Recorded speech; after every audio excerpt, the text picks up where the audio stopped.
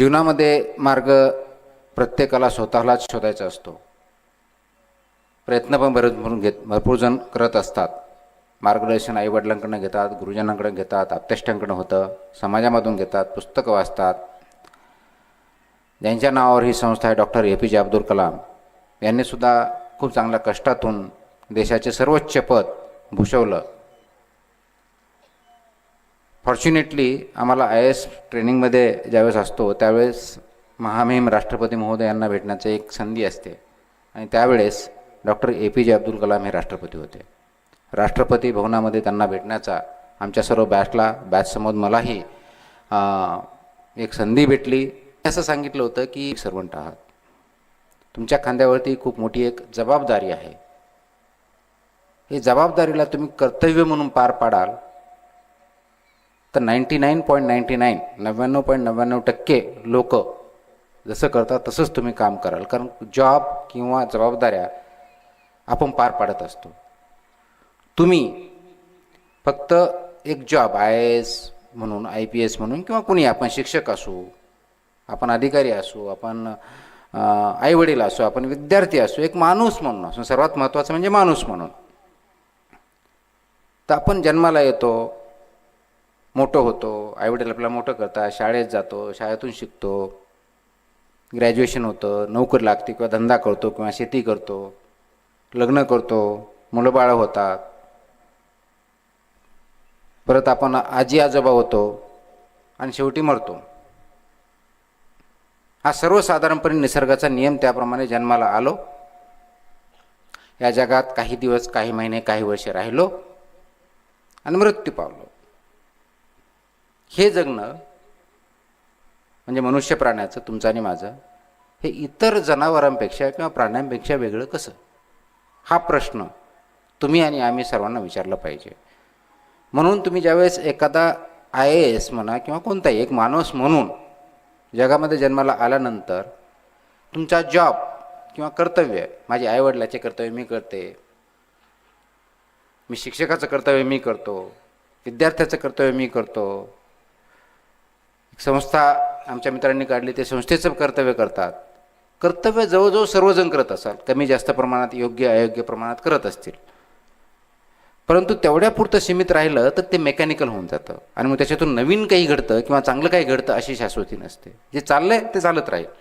आणि असंच जर चालत राहिलं असतं तर 21व्या शतकामध्ये आज ज्या युगात आपण राहत आहोत त्याला चौथी औद्योगिक क्रांती ज्यावेळेस घडते माहिती तंत्रज्ञानाची, त्या युगापर्यंत आपण आलो नसतो. आपण अजूनही त्या दगडांच्या स्टोन एजमध्येच राहिलो असतो.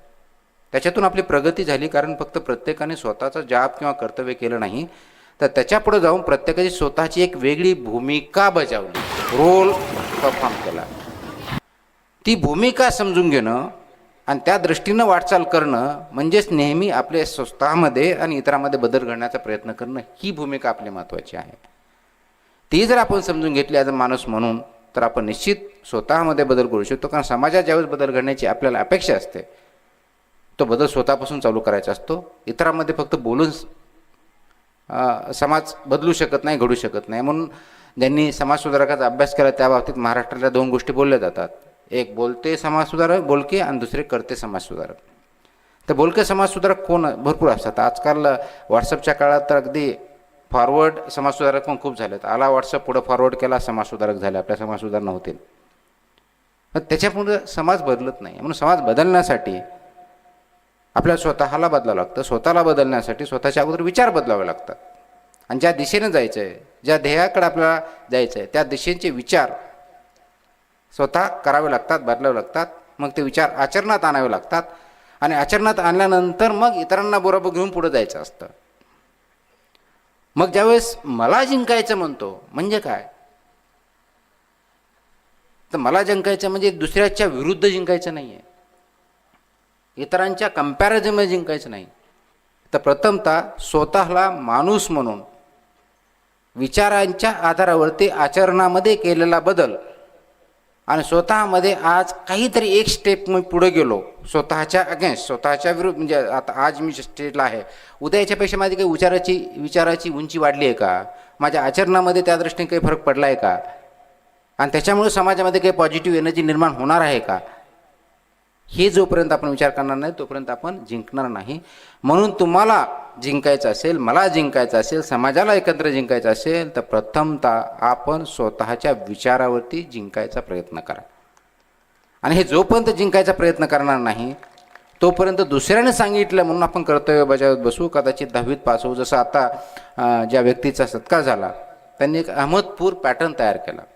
ज्यावेळेस त्यांनी पॅटर्न तयार केलं त्यांना हे माहीत नव्हतं अहमदपूर पॅटर्न काय किंवा लातूर पॅटर्न काय. हे त्यांनी झाल्यानंतर ते नॉमेनक्लेचर तयार झालं की नाही, महाराष्ट्रातून प्रथम येण्यासाठी लातूरच्या शाळा कॉलेजला किंवा अहमदपूरच्या शाळा कॉलेजला जावं लागतं. तो आज आहे का अस्तित्वात? ऑलमोस्ट शून्याकडे चालला आहे. का? कारण दुसरा काहीतरी पॅटर्न तयार झाला. कारण तसं असतंच तर फक्त लातूरमध्येच सगळे मेरिटमध्ये आले असते. तसं होत नाही. परंतु त्याची सुरुवात कोणी केली? नवीन सुरुवात. त्यांना माहीत नव्हतं. त्यांनी फक्त ध्येय पछाडलं होतं की मला सर्वात जास्त मार्क भेटतील, कसे भेटतील, त्यासाठी अभ्यास कसा करावा लागेल, उत्तर कसं करावं लागेल, लिहावं लागेल, ह्या गोष्टी त्यांनी अभ्यास केल्या, त्या अंगीकारल्या आणि त्या सिद्ध झाल्या. म्हणून त्याला पॅटर्न म्हटलं जातं. तुमचा आणि माझा पॅटर्न काय? मनुष्य म्हणून तुमचा आणि माझा पॅटर्न काय? मी शिक्षक झालो, शाळेत गेलो, क्लासेस घेतले, घरी आलो, रिटायर झालो, पेन्शन घेतलं, घरी आलं. आता पेन्शन पण भेटते की नाही, नवीन पेन्शन योजना हा वेगळा प्रश्न. काय माझा पॅटर्न काय? मी काय असं वेगळं केलं, कॉन्ट्रीब्यूट केलं की ज्याच्या माध्यमातून काही नवीन विद्यार्थी घडले, त्याच्यामुळे काही कुटुंब घडले, समाजामध्ये काही 2 विचार चांगले पेरले गेले. मी आय एस झालो, आय एस होऊन महाराष्ट्रात भेटलं, मी कलेक्टर झालो, मी कमिशनर झालो, मी सेक्रेटरी होईल, मी आणखी काहीतरी होईल, आणि एक दिवशी रिटायर झालो. काय केलं? 10 ते 6 काम केलं, आलेल्या फाईल क्लिअर केल्या, काही डिसिजन घेतले, केले, सर्वच करतात. वेगळं काय? समाजामध्ये बदल घडणं किंवा दिशा देणं ही आमची भूमिका नाही आहे का? ॲज अ पब्लिक सर्वंट आहे. माणूस म्हणून माझी भूमिका नाही का? आहे का? मग ते आम्ही करतो का? हा प्रश्न आपण स्वतःला विचारायचा. आणि म्हणून आपल्यामध्ये बदल घडवण्यासाठी ही स्वतःची सुरुवात स्वतःपासून करावी लागेल. आणि हे करत असताना आपलं ध्येय काय हे स्वतःला अगोदर ठरवावं लागेल. म्हणून बऱ्याच वेळेस असं होतं की मला जे जमलं नाही ते माझ्या मुलांनी करावं. मला कलेक्टर होता आलं नाही म्हणून माझ्या मुलाबाळांना, अरे हो बाबा ते आता तुकाराम मुंडे झालेत ना, ते भारतातून 20वे आले होते ना, ते सुद्धा जिल्हा परिषद शाळेत होते, मग तू पण ये. अरे बाबा तो तुमचा मुलगा आहे आणि तुमचा मुलगा नसून तो एक व्यक्ती आहे. तुकाराम मुंडे आहे. चांगले वाईट जे काय असेल ते आहेत.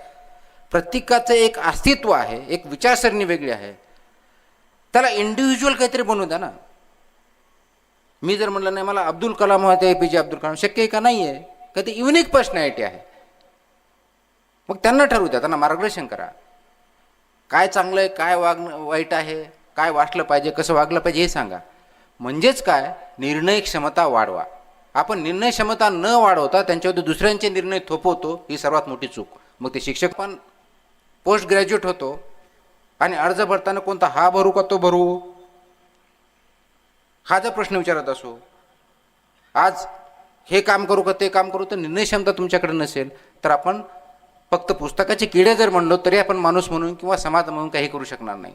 म्हणून महत्त्वाची गरज जी आहे आज ती समाजामध्ये निर्णय क्षमता वाढवण्यासाठी आवश्यक असलेले गुण प्रत्येक व्यक्ती डेव्हलप करणं आणि त्यासाठी आवश्यक ते वातावरण तयार करणं. मग ते घरात असेल, शाळेत असेल, समाजात असेल, राज्यात असेल, देशात असेल, कुठे असेल, त्या दृष्टीने केलं तरच समाज पुढे जाऊ शकतो.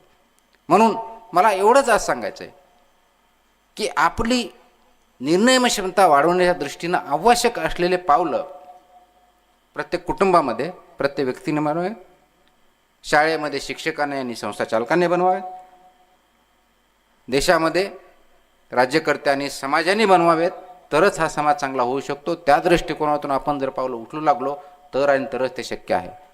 आणि म्हणून डॉक्टर APJ अब्दुल कलामांचा जो मेसेज होता की तुमची भूमिका तुम्ही पार पाडा, हा होता. हे ज्यावेळेस आम्ही त्यांना भेटलो त्यावेळेस त्यांनी सांगितलं. परंतु ज्यावेळेस आमचा निकाल लागला होता, मला आठवते की आमचा निकाल, फायनल निकाल 11 मे 2005 रोजी लागला होता.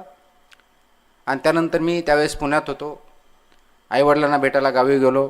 ऑफकोर्स आपल्याला माहितीच, निकाल लागला, देशावताला, कलेक्टर झाला, सत्कार होणार असे आलंच. त्यावेळेस माझ्या आईवडिलांना ज्यावेळेस भेटला गेलो, आईवडिलांनी मला एक वाक्य वापरलं होतं. आता ते तुमच्यासमोर सांगून त्याच्यानंतर मी ते शेवटचं वाक्य मी बोलून आपली रजा घेणार आहे. त्यांनी मला एक वाक्य सांगितलं, त्या वाक्याच्या आधारे मी IAS या पदावरती किंवा माणूस म्हणून काम करण्याचा प्रयत्न करत आहे की बाबा, आणि आपल्याला माहिती आहे गावाकडचे आईवडील म्हणजे अजूनही माझी आई जवळजवळ 100 वर्षाची आहे. माझ्या मनात काय चाललं आहे हे कुणालाही कळत नाही, पण माझ्या आईला 100% कळत असतं. भाषण चालू आहे, ऐकायचं असेल तर थांबा, नाही तर निघून जा. तर त्यांनी मला एक वाक्य विचारलं होतं, सांगितलं होतं की बाबा तुझं कल्याण झालं आहे, आता तुझी जबाबदारी ही की जास्तीत जास्त लोकांचं कसं भलं करता येईल. आता ही गावाकडची मंडळी शिकलेली नसेल, पण उच्च शिक्षितचे दर्जाचे विचार आहेत. हे विचार आणि डॉक्टर APJ अब्दुल कलाम राष्ट्रपती त्यावेळेस होते, त्यांनी जे आम्हाला सांगितलं होतं की तुमची भूमिका एक्झॅक्टली एक आहे, भाषा वेगळी आहे की जास्तीत जास्त लोकांचं का, आम्ही पब्लिक सर्वंट आहोत म्हणून माझं असं म्हणणं आहे की जीवनामध्ये तुम्ही कोणत्याही दर्जावरती जा, पण सर्वात महत्त्वाचं माणूस म्हणून तुमची भूमिका काय आहे हे जोपर्यंत तुम्ही समजून घेणार नाही, त्याच्यावरती वाटचाल करण्यासाठी प्रयत्न करणार नाही, तोपर्यंत तुमचा जन्म सार्थकी लागणार नाही, असं आईवडील म्हणायचे. एक्झॅक्टली तेच मला वाटतं की स्वतःचा जन्म सार्थकी लागण्यासाठी आवश्यक असलेले विचार आणि आचरण चालू करा, तुम्ही जिंकाल असं मला वाटतं. त्यासाठी प्रयत्नांची पराकाष्ठा करा, आवश्यक तिथं मार्गदर्शन घ्या आणि त्या दृष्टीनं आपली वाटचाल चालू ठेवा. एवढंच मी बोलतो. मला पुढे जायचं असल्यास मला आटोपता कार्यक्रम घ्यायचा आहे, परंतु जिल्हाधिकारी महोदय आपल्याला खूप चांगल्या प्रकारे आणखी मार्गदर्शन करू शकतील. त्यांचं मार्गदर्शन निश्चित आहे का, आणि नंतर कधीतरी योग आला तर आणखी परत आपण भेटूयात. नमस्कार.